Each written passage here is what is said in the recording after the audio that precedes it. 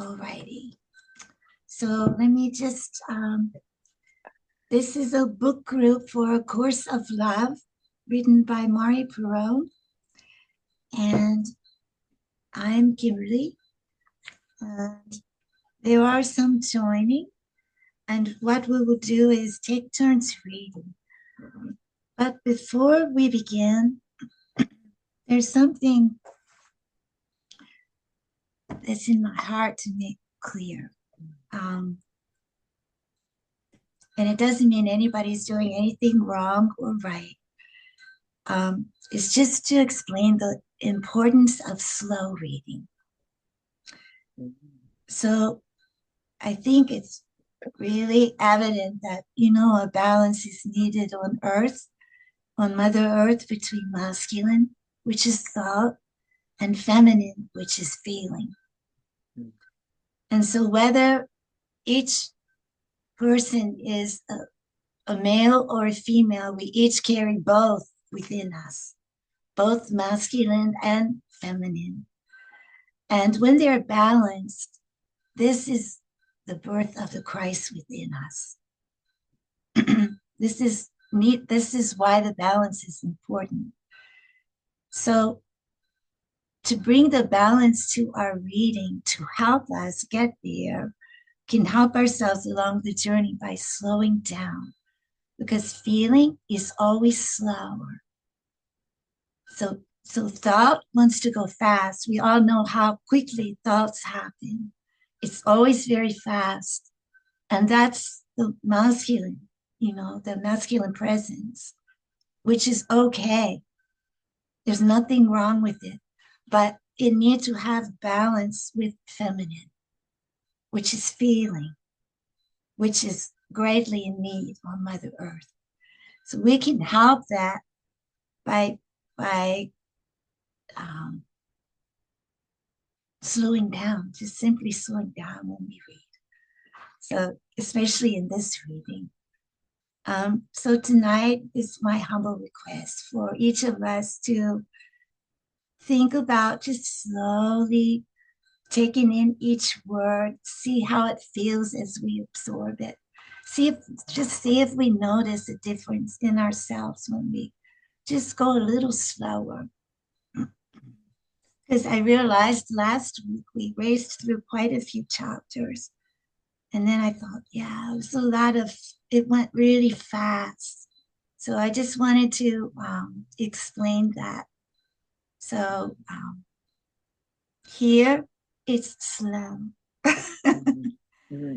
So I love that you bring that up, Kimberly, because one of the things I loved about last week's time together was I could feel your presence, and when you read, I could feel what you were reading, okay.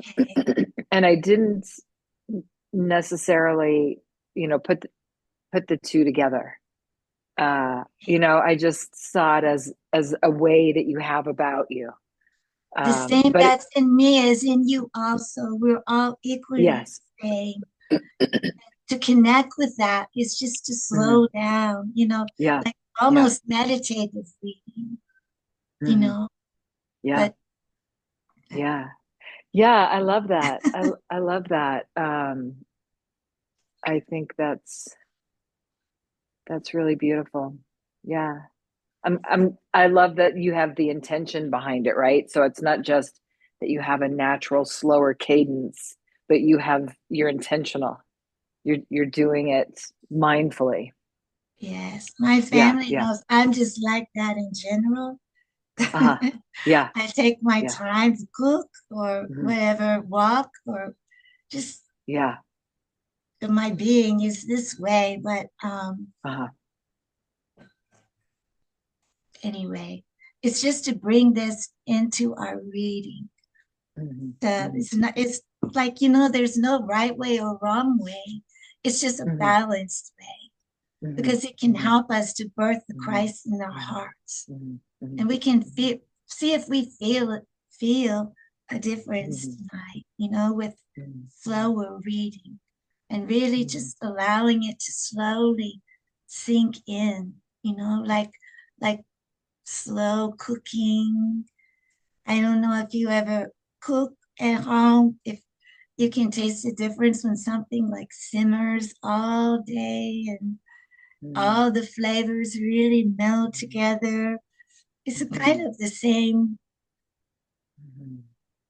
same feeling, Mm-hmm. just Mm-hmm. letting it slowly just all sink into us.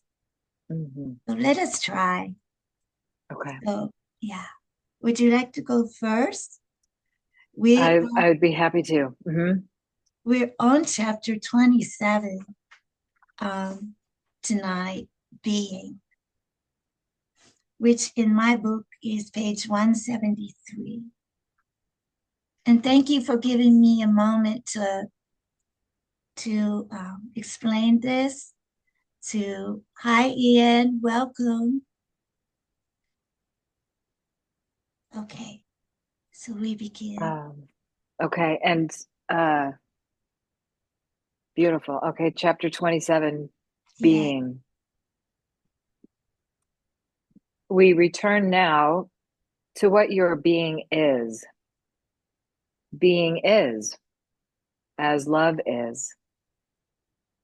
You have attached being to being human. In your quest to identify yourself, you simply narrowed yourself to the visible and describable. Thus, you have identified death as the only means by which to reach oneness with your Father, knowing that such oneness is not compatible with the human nature you ascribe to yourself. In this one error do all errors lie. For what quest can be fulfilled when the only answer to life seems to be death? This is why and how my death and resurrection provided an answer and an end to the need for answers. Your, your being here is not futile or without purpose. Your being is itself all purpose, all honor, all glory. There is no being apart from being.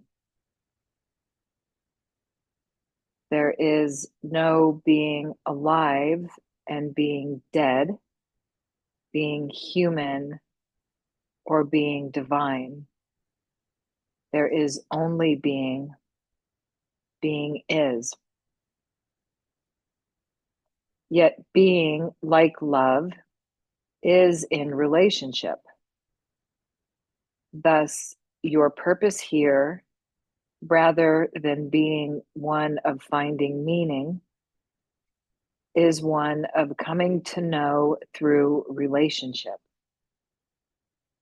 It is in coming to know through relationship that you come to know yourself.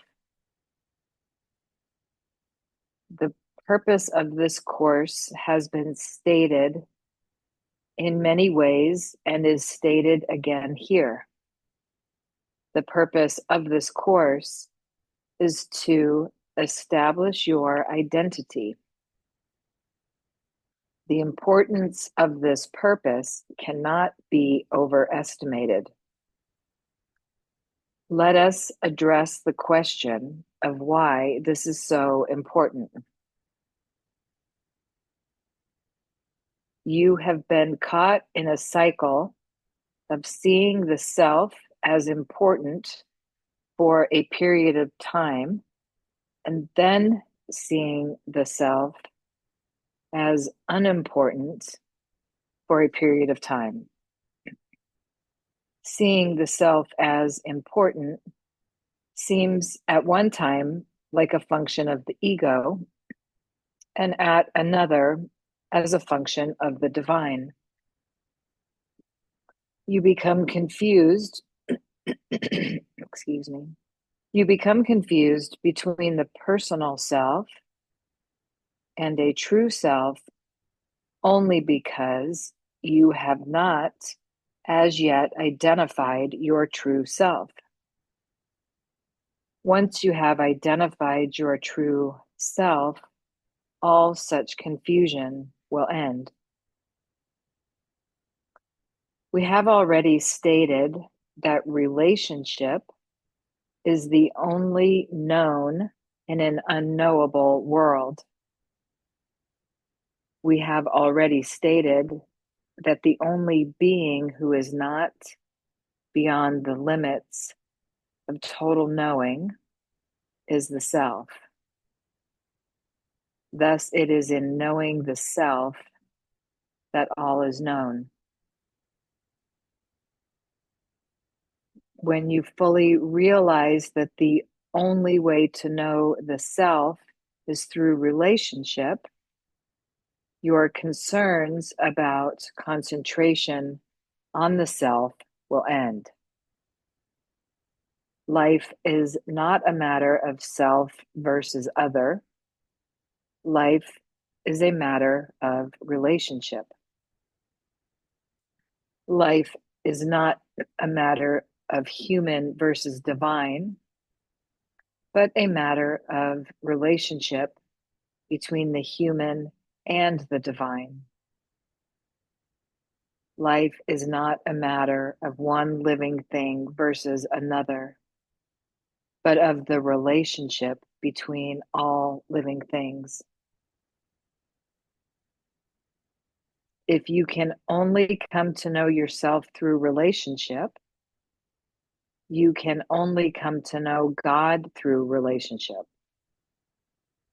Christ is the holy relationship that exists between all and God, providing the bridge that spans the very concept of between and provides for the connection of unity. Thus, your relationship with Christ always was and always will be. Your task here is to come to know that relationship once again.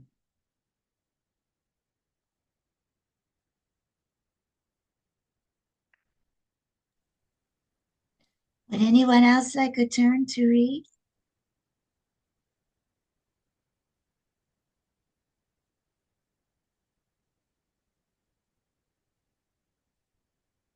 Okay, I'll go. Thank you, Christy.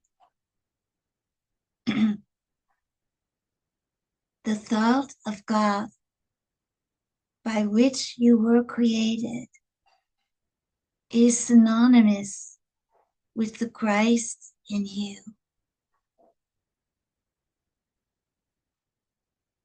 It is your relationship with your source and all that He created.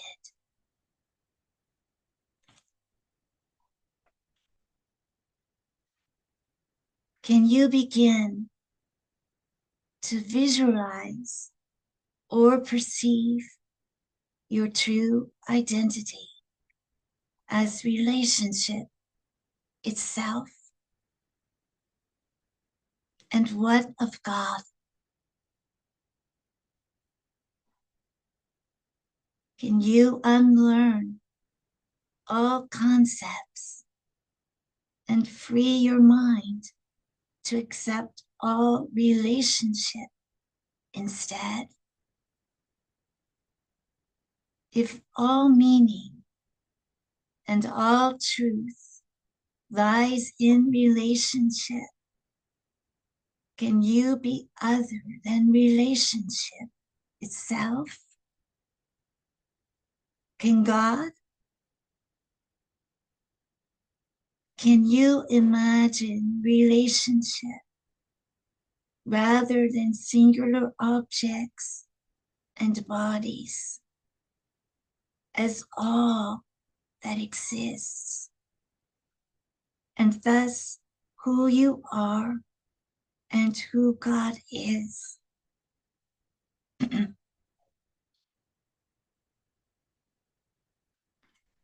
Is it such a huge leap to go from saying you only exist in relationship to you only exist as relationship? You think it is, and feel yourself further diminished and lacking in identity just by contemplating such an idea. And so you must be assured, you must be reassured of the self you are.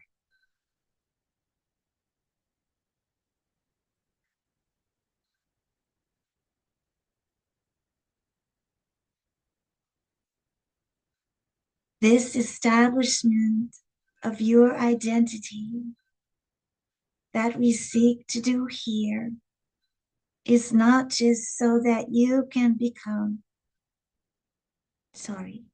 this establishment of your identity that we seek to do here is not just so that you can better understand yourself or your world,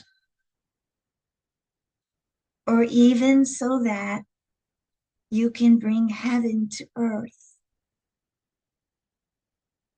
Although these are complementary goals, as stated before, these are goals that you cannot accomplish on your own or with the concept you now hold of yourself.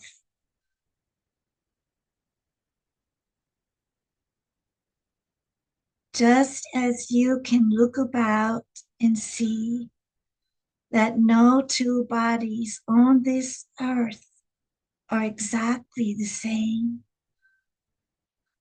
the self you are is a unique self,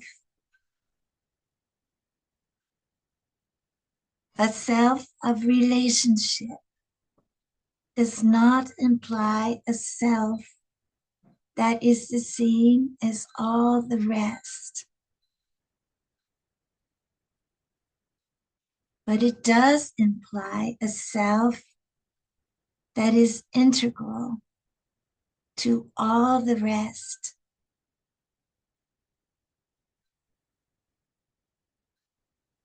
You matter. And you matter as an interactive part of the relationship that is life. You are already accomplished as who you are. All is accomplished in unity. In separation, you merely strive for all that is yours in relationship. Relationship is unity, and relationship is your natural state.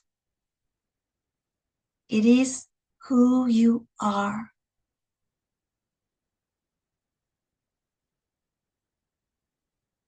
Because you do not understand does not mean that you are not learning the truth. You do not understand because you think in terms of singularity rather than in terms of unity.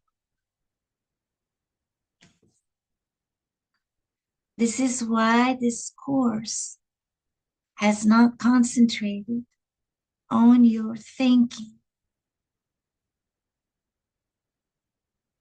Again, you are bidden to turn to your heart for the truth that is hidden there, yet waiting to be revealed. Your heart knows of unity and knows not any desire to be alone and separate. Your heart understands relationship as its source of being. You are not separate from your source. Living in relationship is living in love and is living as who you are.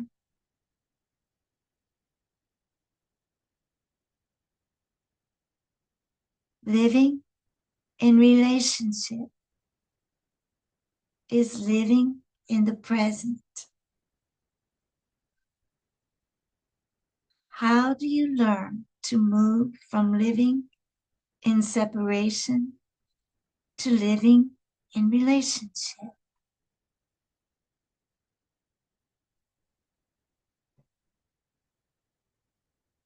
To live in relationship is to accept all that is happening in the present as your present reality and as a call to be in relationship with it.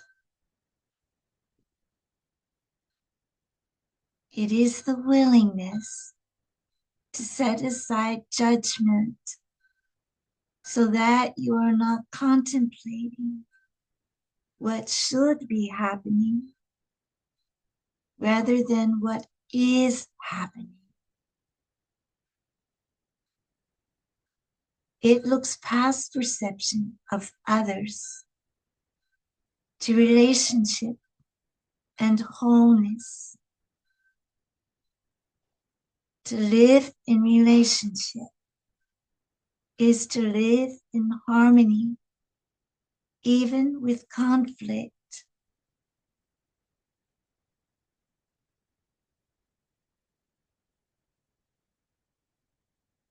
It is an understanding that if conflict arises in your present, there is something to be learned from your relationship with conflict.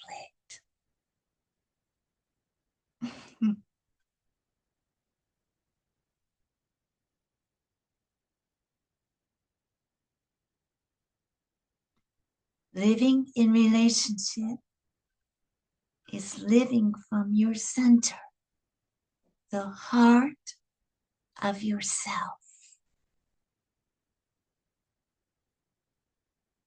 It is complete reliance on relationship itself,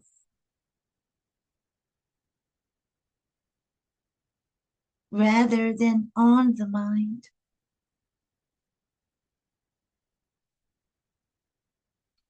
Thus, your actions reflect the proper response to the relationship that is occurring in the present, rather than to your preconceived notions of others, the previous judgments your mind once made and relies upon out of habit,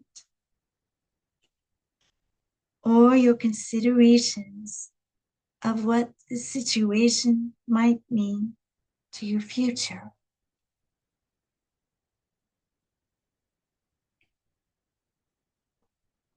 It is not the individual you that dictates your responses to situations based on surface interpretations of what those situations entail.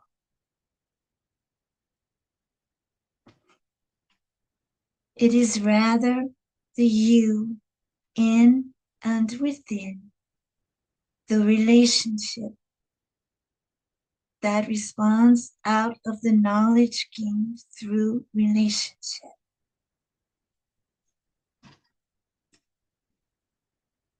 How often have you, even with the best of intentions, not known the proper response to make? You even wonder as you pray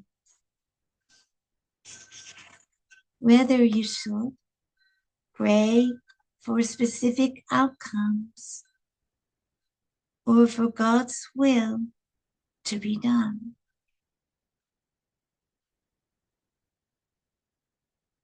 You fear being a miracle worker because you do not think that you will ever know what is called for.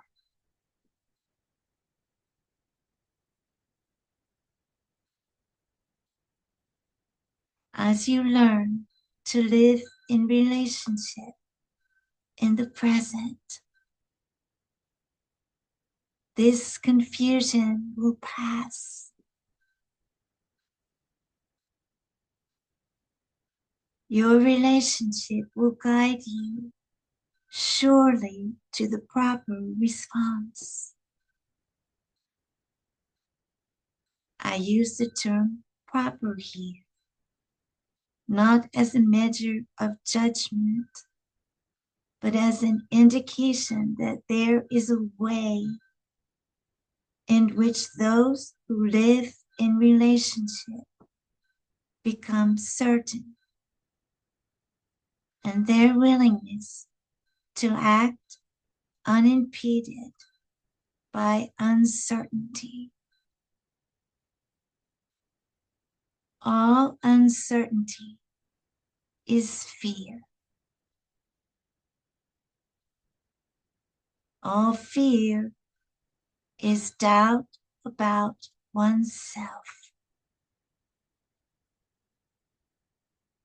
How can you not know how to respond when doubt is gone and certainty has come? How can certainty ever come without an understanding of the relationship of all things?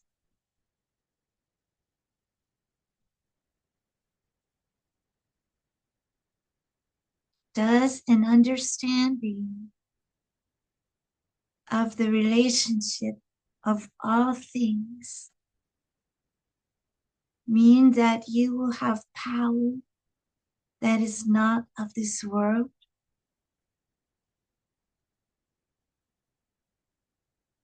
Will you see the future and the past? Be cognizant of destiny and of fate? You do have power that is not of this world. But this does not mean power as you see it here. The power of details and the information of which you think when desiring or fearing a fate of prophecy. The power we speak of is the power of knowing.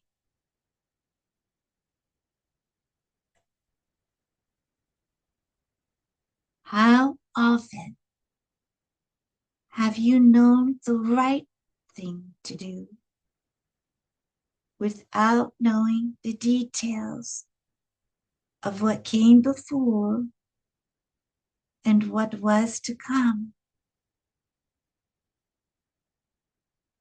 Sometimes you have acted on this knowing, and at other times not. Living in relationship provides a constant knowing of this sort, a simple knowing of the way things are meant to be.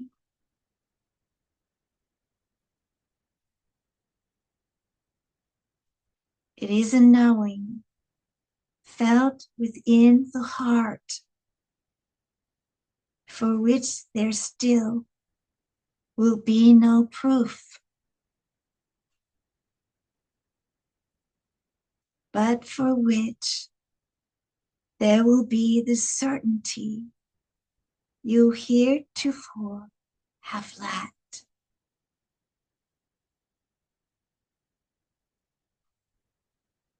The typical fears you have experienced in the past will not arise within this knowing. How will you know when you have achieved the state of grace in which you were created and that you are living in relationship?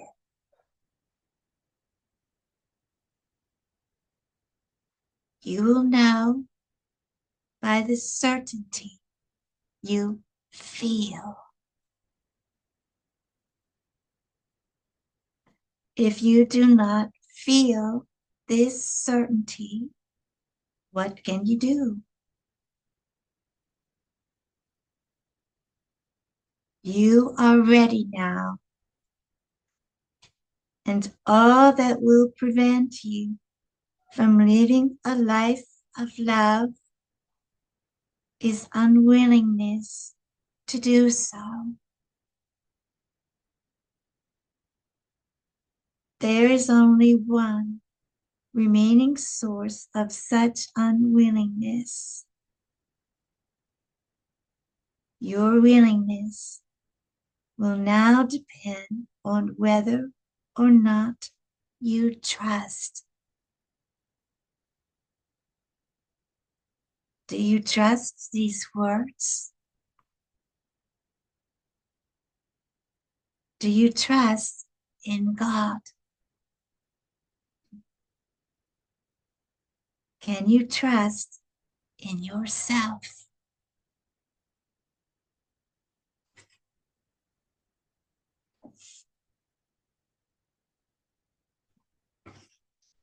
Just let all that sink in for a moment.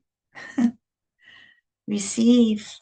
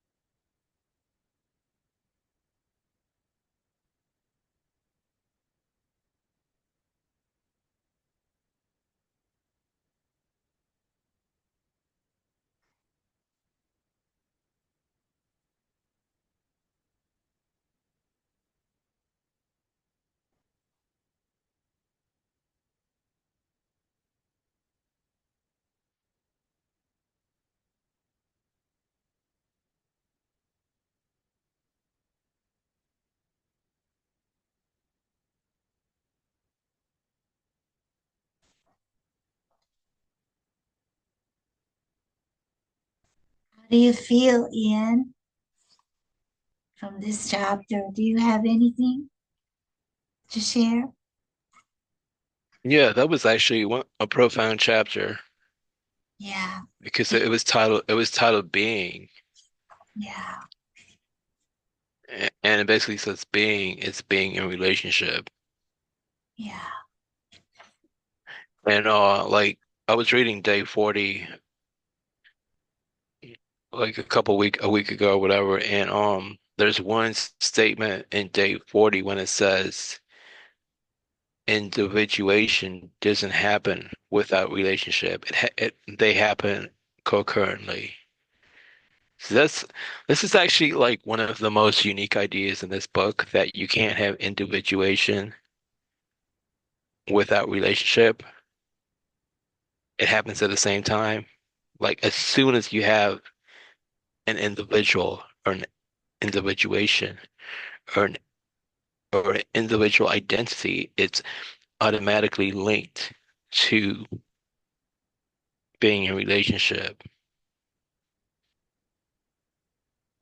Yeah, it's like there's only really ever one of us here, you know, that like there's one sun, but many rays. We're Yeah. each the ray, but we're each also the sun, you know? So, Yeah, I like quantum entanglement. That works for me. Like if you split a photon, no matter how it splits into two, no matter how far apart it goes, as soon as you make a change in one photon, in one half, well, it was one originally, but it splits in two. So if you make any a change in one half of it, the other half instantaneously experiences a complementary change, a reaction. So that's to me proves that everything really is one and exactly, in relationship. So exactly. that's how I feel like I feel that's the fundamental basis for this whole oneness concept. Yeah, that's how it feels to me too. But I it's love not just oneness, it's oneness, individuation, and relationship all happening at the same time. yes, yes, Yeah, this book refers to it as being in unity and relationship. yes,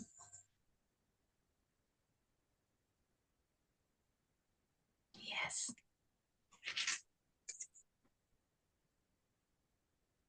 How do you feel? Shall we go on to chapter 28 tonight? And probably this is a short chapter. So we'll take it slow and see how we feel, okay? Okay. Would you like to a turn to read? Okay, sure. Uh, So be, in the beginning, I made a humble request for everyone to read slowly okay. when we read. It will make a difference in our receiving. You can go back and hear what I said on the recording, but go ahead. Chapter 28. Sorry for interrupting you. Okay, chapter 28, bearing witness. 28.1. We must speak about bearing witness to what you have learned, as this course bears witness to the truth. Thus must your lives bear witness, lest this too be distorted. It must be discussed. This is not a contest. Bearing witness has become a spectator sport, and it is not meant to be thus. How then, you might ask, is the truth brought to those still living in illusion? Mm,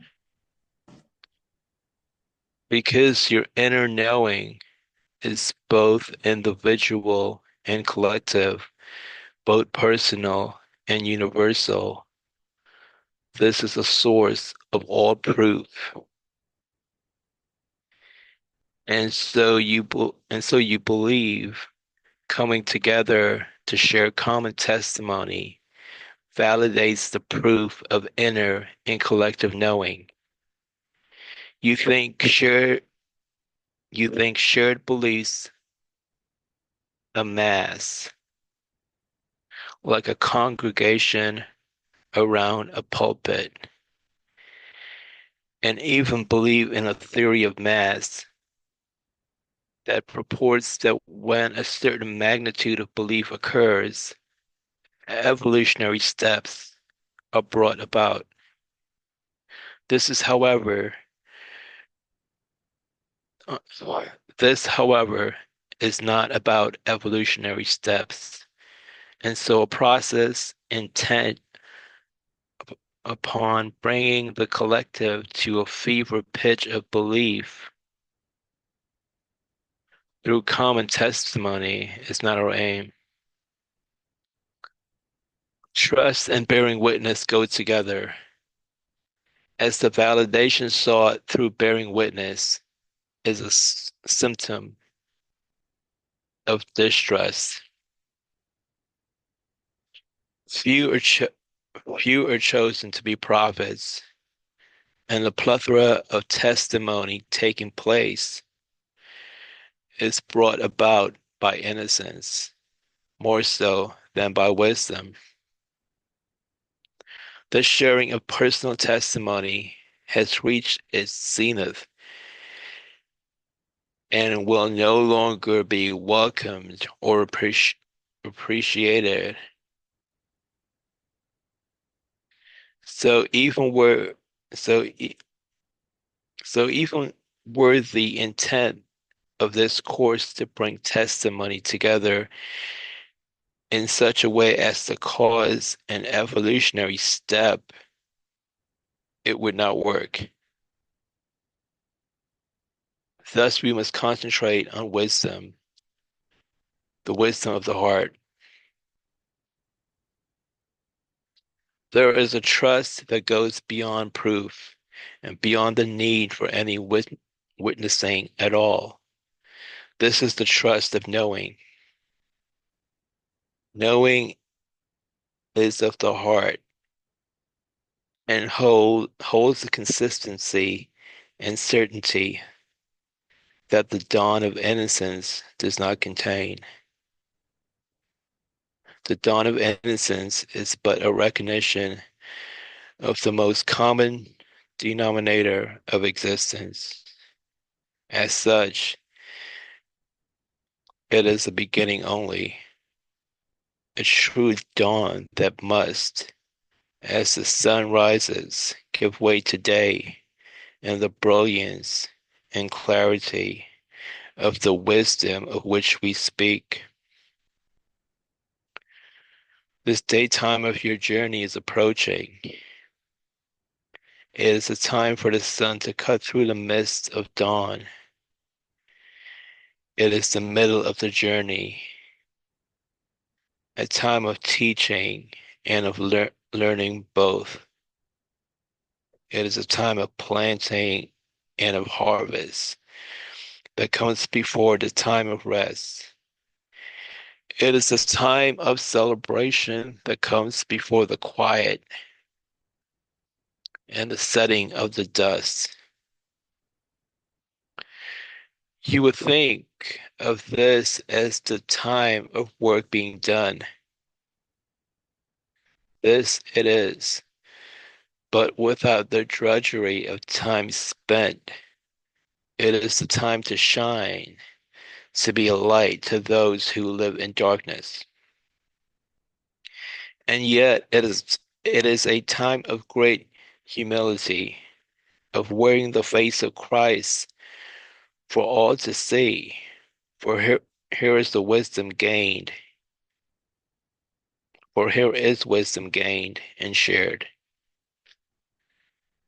Do you not see that any attempt to turn bearing witness into a convincing argument for your point of view, no matter what the point of view may be, makes what you think, makes what you have come to know pointless to you, as well as to those you would convince? You think that when you are enlightened enough to know, You are also enlightened enough to know what to do with what you know.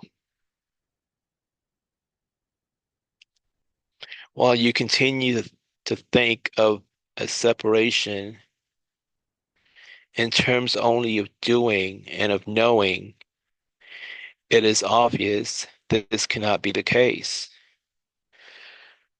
As the dawn is unrestrained and is bursting forth, so has been your time of innocence. Not so the approach of day as the sun slowly rises and as and and slowly sets.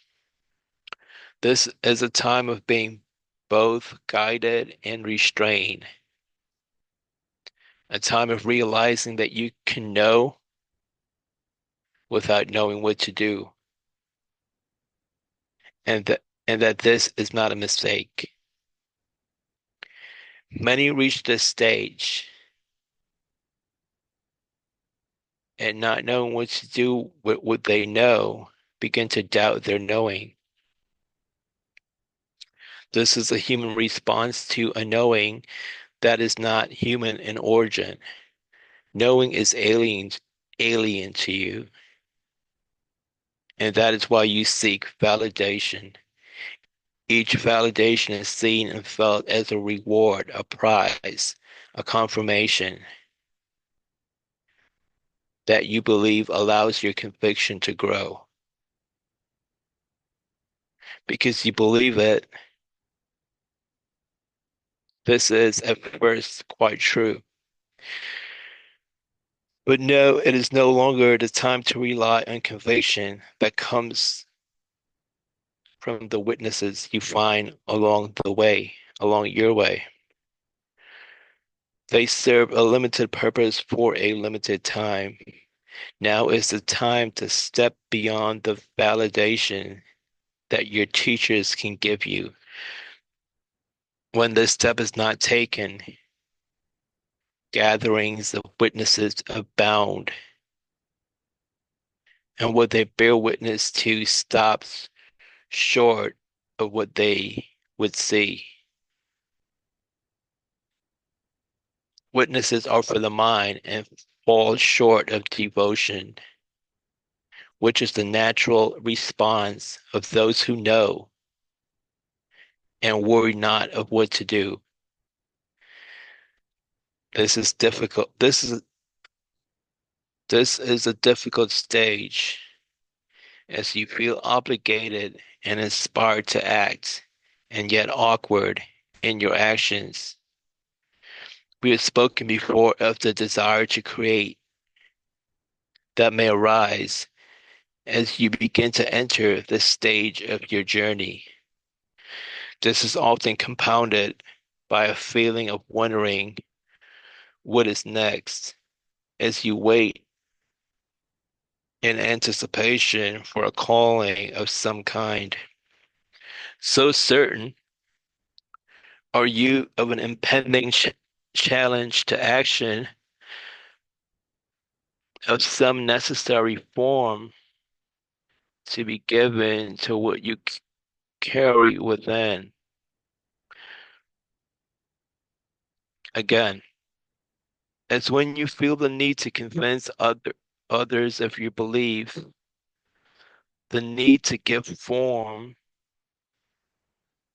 to what is beyond form, misses the point of what you have gained.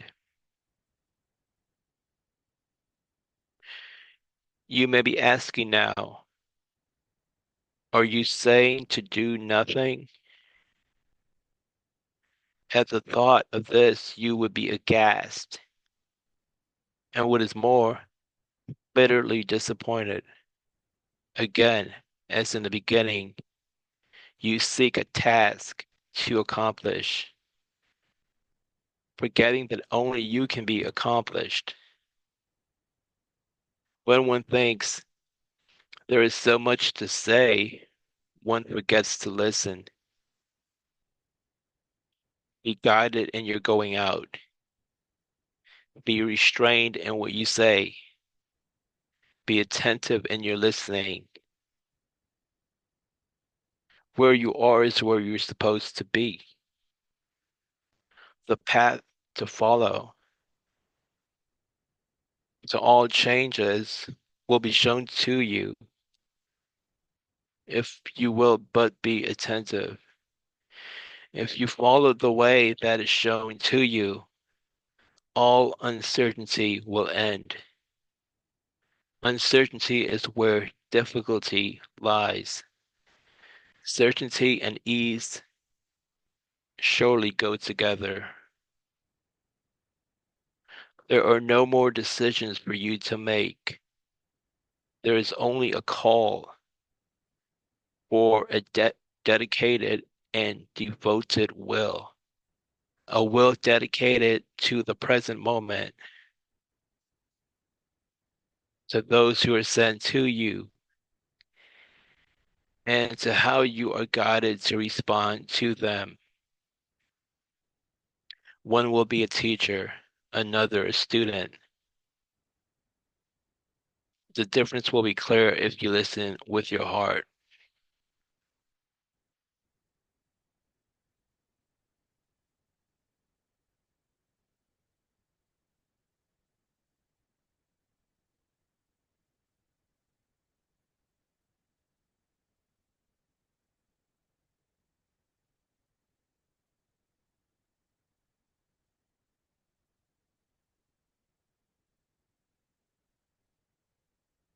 You're on mute. Sorry. How does this make you feel? Well, it's kind of reassuring, I guess. The last paragraph, I think, says you'll know what to do if you listen to your heart. Yeah,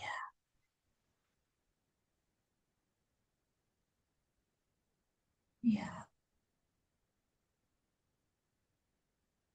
You know, this chapter for me, it feels so important in these times of having a clear knowing what to do, a clear inner guidance to maneuver through these times, you know, of all these earth changes happening.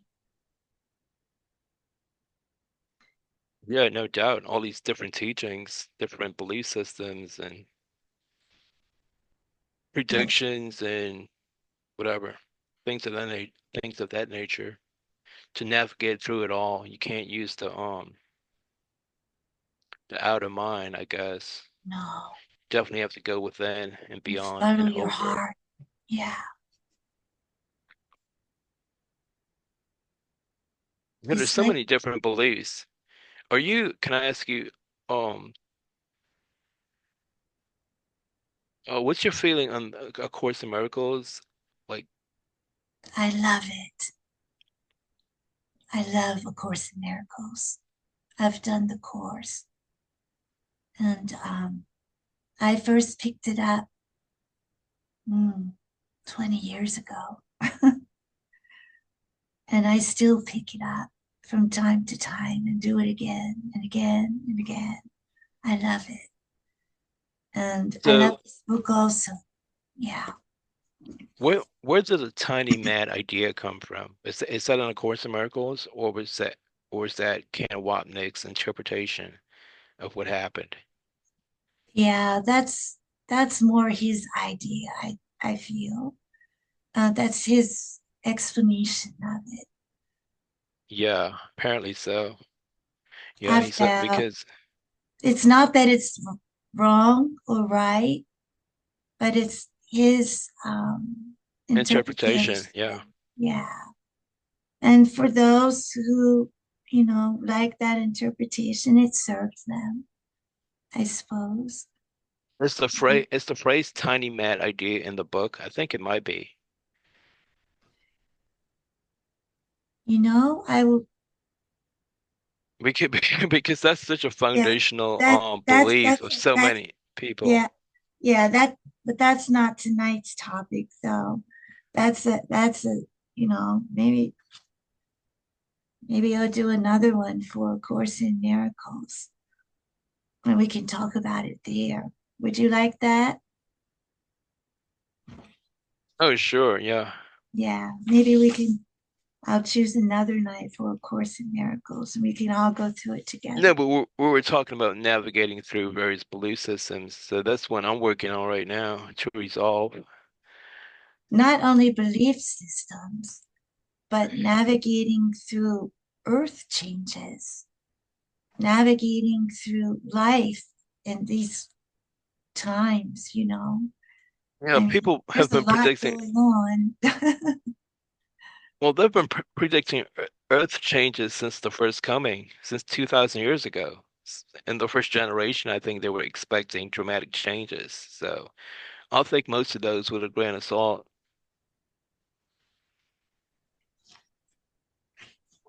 Well,